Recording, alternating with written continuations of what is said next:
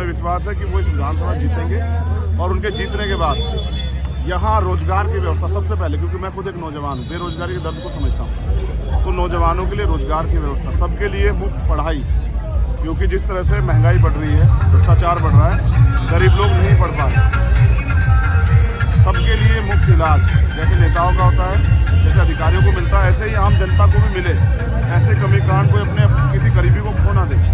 और सबसे ज़्यादा जरूरी महिला सुरक्षा, महिला सशक्तिकरण, महिलाओं घर पे रोजगार, तो जो बुनियादी काम है उन पे हम लोग काम करेंगे, धर्म और सांप्रदायिकता की राजनीति से बाहर निकल गए, क्योंकि 71 साल के लोकतंत्र में इससे कुछ मिला नहीं आपने।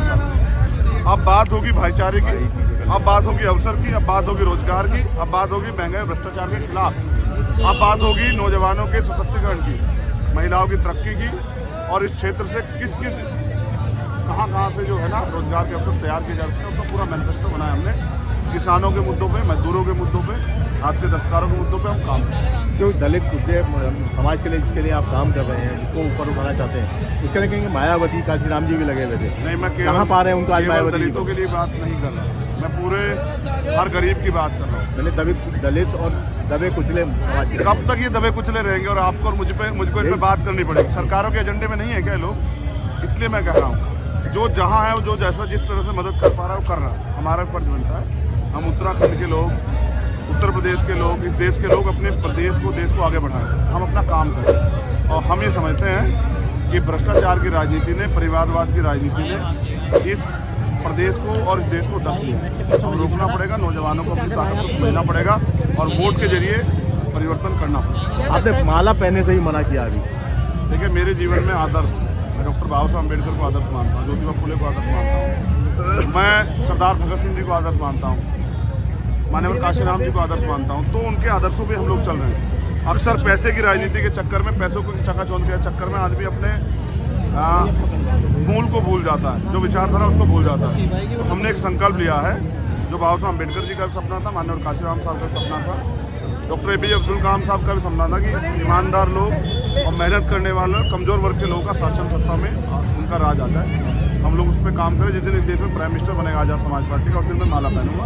उससे पहले ना मैं पैसे की माला पहनूंगा, ना फूलों की माला पहनूंगा। कई बार लोग कार्यकर्ताओं को इसका दुख होता है, लेकिन जब वो मुझे सुनते हैं तो वो इस बात को समझते हैं कि मेरा संकल्प मेरे लिए कितना महत्वपूर्ण है। क्या स्थिति पा रहे हैं उत्तराखंड में, क्या देख रहे हैं? उत्तराखंड में आज़ाद समाज पार्टी की बिना सरकार नहीं है, और आज़ाद समाज पार्टी हरिद्वार जिले से 5 सीटें जीत के जाती है। गलत है, ये देश सबका है। भारतीय संविधान के अकॉर्डिंग जो होता है वो सब ठीक है, लेकिन भारतीय संविधान के विरुद्ध में जाके कोई भी गलत काम करेगा तो भीम आर्मी आज़ाद समाज पार्टी के लोग खड़े मिलेंगे, और किसी के लिए भी, किसी जाति धर्म के लिए उनके साथ खड़े मिलेंगे जो पीड़ित होगा। देखिए, आज भी महिलाएं 10 बजे के बाद नहीं निकल पाती, तो 71 साल में बदला था।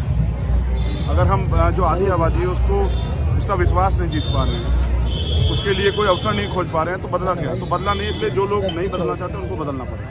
इसलिए मेहनत का, ईमानदार, शोषित वंचित वर्ग की पार्टी जो है आज़ाद समाज पार्टी, वो इस बार आगे बढ़े। चंद्रशेखर आज़ाद क्या योगी आदित्यनाथ के खिलाफ चुनाव लड़ने जा रहे हैं? चुनाव के बाद जिम्मेदारियाँ बहुत है, लेकिन मैं तो नॉमिनेशन कर आया हूँ कल। योगी आदित्यनाथ जी को भी हरा के बताएंगे कि लोकतंत्र है, राजा का बेटा राजा नहीं बनेगा, आगे वो बढ़ेगा, सदन में वो जाएगा जो हकदार होगा, जो मेहनत करेगा, जो लड़ेगा, जो गरीबों की आवाज़ बनेगी। जिस तरह से उत्साह देख रहे हैं युवाओं का, लोगों का जो समर्थन दिखा है, 2 बड़े समर्थन है, एक युवाओं का, एक बहनों माताओं का, और ये पूरे समाज का लगभग 80% ये समर्थन बहुत है। बाकी बुजुर्गों का बहुत समर्थन है, और आशा विश्वास है कि इस बार वो नए व्यक्ति को चुनेंगे और अवसर देंगे। वो पुराने लोगों को छोड़ेंगे जिन लोगों ने सिर्फ और सिर्फ उनको ठगा।